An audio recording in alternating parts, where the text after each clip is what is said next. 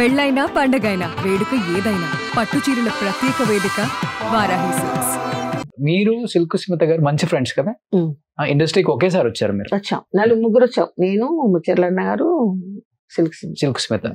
Silk Smitha గారు అసలు చెన్నైకి ఎలా వచ్చారంటే ఏమని చెప్తారు మీరు? చెన్నై ఛాయాదేవి ఇంట్లో ఉన్నప్పుడు ఆవిడ నాకు పరిచయం. ఒక పని మనిషిగా వచ్చారని విన్నా. అది అన్నపూర్ణమ్మ గారని ఆవిడతో వచ్చారని నాకు తెలుసు. అన్నపూర్ణమ్మ కూడా నాకు తెలుసు. తీసుకొచ్చినప్పుడు ఎందుకంటే వాళ్ళిద్దరు నడుచుకుంటూ పోయి వచ్చేటప్పుడు మా వీధిలోనే వాళ్ళు పెంట్ హౌస్ లో ఉండేవాళ్ళు కింద. నేను ఫస్ట్ ఫ్లోర్ లో. అప్పుడే ఫ్లాట్ అంటే ఏంటి అన్నది కన్స్ట్రక్షన్ మాకు తెలిసింది అప్పుడే. లేకపోతే ఇండివిజువల్ ఇళ్లలో ఉండేవాళ్ళం. సేఫ్టీ ఉంటుందని ఫ్లాట్ కి నేను షిఫ్ట్ అయినా. అదే వీధిలో ఉన్నాం అనమాట. అప్పుడు ఈ సిల్క్ స్మిత అనేది నాకు తెలుసు. సెలక్షన్ కి పోతే అమ్మాయి బొద్దుగా ఉండేది. ఫస్ట్ నన్ను సెలెక్ట్ చేసేవాళ్ళు. ఈ అమ్మాయి సన్నగా హిట్ అయిన తర్వాత ఈ అమ్మాయి పీక్కి వెళ్ళిపోయింది. మేము ఇట్లాగే క్యారెక్టర్ ఆర్టిస్ట్ గానే ఉండే. ఎలా ఉంటది క్యారెక్టర్? వ్యక్తిత్వంగా ఎలా ఉండేవారు? మంచి అమ్మాయి. అమ్మాయి మాత్రం చాలా మంచి అమ్మాయి. చిన్న పిల్లల తత్వం. ఇప్పుడు ఏదన్నా అంటే ఒక మైండ్ లో పెట్టేసుకుంటా. కన్నింగ్ ఉంది, బయట పడదు. ఇప్పుడు ఏదన్నా ఇట్లా అన్నారంటే అది మనసులోనే పెట్టుకొని ఆ కన్నింగ్ లోనే ఉంటుంది. బట్ ఆ రోజుల్లో ఆమె డేట్ కోసం ఈ హీరోలు వెయిట్ చేసిన రోజులు ఉన్నాయి కదా? ఉన్నాయి. ఆ కష్టంతా తీర్చుకుంది. పెద్ద పెద్ద హీరోలు ఎవరైతే ఇది చేశారో వాళ్ళంతా కొడకల్లారా నన్ను ఒక చిన్న చూపుతారా అని చెప్తే నన్ను ముందర కాళ్ళ మీద కళ వేసుకొని కూర్చుంది. అవునా? ఓకే. కావాలని చెప్పేదా మీకు? తెలుసు కదా. రివెంజ్ తీర్చుకుంది. నాకు కూడా అది సంతోషం. ఎందుకంటే మంచి చిన్న చూపు చూసారు కదా ఆ రోజు. బట్ ఆమె చనిపోయిన రోజు, సూసైడ్ చేసుకున్న రోజు, లేదా చంపిన రోజు ఇద్దరు మీరు పక్క పక్క నిలలే కదా? కాదు, అప్పుడు ఆవిడ శాలిగ్రామం, నేను టీ నగర్ లోనే ఉన్నా. బట్ మీరు పక్క పక్కన ఇల్లు ఉన్నారు కదా? పక్కన అదే ఛాయం ఇంట్లో ఉన్నప్పుడు ఉన్నది. తర్వాత కట్ చేస్తే ఆమె ఏమైపోయిందో సూపర్ ఇదైపోయింది. తర్వాత అక్కడెక్కడో తీసుకొని శాలిగ్రామంలో. అదే మొత్తం చనిపోయిన స్టోరీ అంతా జయశీల గారిగా తెలుసు. ఈ రాధాకృష్ణకి సిల్క్ స్మితకి మధ్య వారదే జయశీల గారు. ఆ రాధాకృష్ణ గోక్కోడానికి వచ్చాడు మమ్మల్ని అంతా. ఒకసారి ఆర్టిస్టులు గోకుదామని చూశాడు. అప్పటికే మేమంతా సెటిల్ అయిపోయినాం. సో ఆ పప్పులుడకో పాప పిచ్చిది పడింది అంతే. ఏంటి అసలు వాళ్ళిద్దరి మధ్య లవ్? అది పెళ్లి చేసుకున్నారా? లవ్ అని ఏం కాదండి, పరిస్థితుల ప్రభావం. ఒక మగతోడు కావాలి ఒక ఆడదానికి.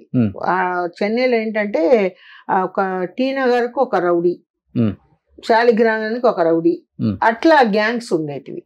అప్పుడు ఇంత ఇది కాదు చెన్నై. ఒక ఆర్టిస్ట్ అంటే ఒక చిన్న చూపు ఇదిగా ఉండేది. దానికని ఒక body guard need every once.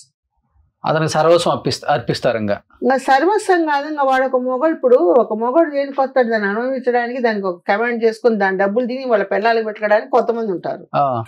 నేను ఫ్రాంక్ గా మాట్లాడతాను. కొంతమంది అయ్యో నా కోసం అంతా సాక్రిఫైస్ చేసిందే దాన్ని ఆదుకుందామని వాళ్ళు కొంతమంది ఉంటారు. అంతే కదా? ఇప్పుడు ప్రపంచం మీరు ఎంతో మందిని ఇంటర్వ్యూలు చేసి ఉంటారు, ఎన్నో చూసింటారు.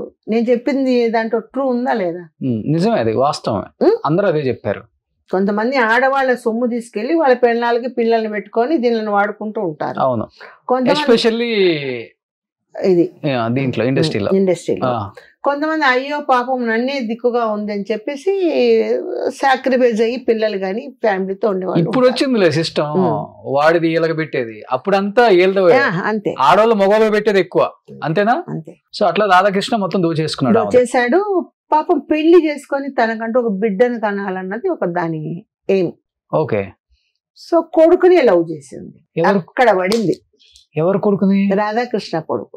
ఓకే. ఇప్పుడు రాధాకృష్ణ లవరు, అది వీళ్ళిద్దరికి సంబంధం ఉంది. రాధాకృష్ణ ఈవిడ కలిసి సంసారం చేస్తూ ఉండేవాళ్ళు. ఆ కొడుకు మీద పెళ్లి చేసుకోకుండా రాధాకృష్ణ కొడుకుతో లవ్ లో పడదే. అది రాధాకృష్ణకి ఎందుకు తెలియదు. ముగ్గురు ఒకే చోట, ఫ్యామిలీ అంతా పక్క పక్క ఉంటే ఎట్లా తెలియకుండా ఉంటుంది. సో వీళ్ళిద్దరు పెళ్లి చేసుకున్నారా మరి? లేదు, అప్పుడే అక్కడే అమ్మాయి చావాలని చావలేదు. చంపారా అమ్మాయిని? చంపాడు రాధాకృష్ణ అని అందరు అన్నారు. మనం చూడలే, మన కళ్ళతో చూడలేదు. తనకున్న ఆశ పెళ్లి చేసుకొని. ఎవరికైనా ఒక ఆడది దానికి లాస్ట్ లో ఒకవేళ కడపత్రం కోసం ఎన్ని తప్పులు చేసుకున్నా తనకంటూ ఒక జీవితం, తనకంటూ ఒక బిడ్డ అనుకోవడంలో తప్పు లేదండి. అంతే కదా? ఎవరైనా అవన్నీ చూసి మర్చిపోతారు. మర్చిపోతారు. ఎందుకంటే నేను ఎంతో ఈ 40 సంవత్సరాల సర్వీస్ లో చాలా మంది స్టోరీస్ ఈ ఆర్టిస్ట్ అన్ని విని ఉంటాను, చూసి ఉంటారు కూడా. చూశాను, కళ్ళతో చూశాను, చాలా మందిని చూశాను. మనం బయట చెప్పకూడదు. నేను ఒక ఇండస్ట్రీలో ఉండి నా సపోజ్ ఈ ఇంటర్వ్యూ విన్నారనుకో పెద్ద చెప్పొచ్చింది ఇది అని అన్నం కూడా అంటాయి, అంటారు, కామన్ లేదు. కామన్ ఇది. చనిపోయినప్పుడు వెళ్ళారండి సిల్క్ స్మిత్ గారు? లేదు, నేను షూటింగ్ లో బిజీగా ఉన్నాను. ఇద్దరు చనిపోయినప్పుడు నేను లేను. సిల్క్ స్మిత్ గారు చనిపోయినప్పుడు నేను లేను. ఒక నా ఫ్రెండ్ రజని అని ఒక అమ్మాయి ఉండేది, ఆ అమ్మాయి చనిపోయినప్పుడు నేను లేను, షూట్ లో ఉన్నాను. వచ్చిన తర్వాత హుటాహుటిగా వెళ్తే చనిపోయింది. సుమన్ టీవీలో మీ పర్సనల్ అండ్ బిజినెస్ ప్రమోషన్స్ కోసం కింది నెంబర్కి కాంటాక్ట్ చేయండి.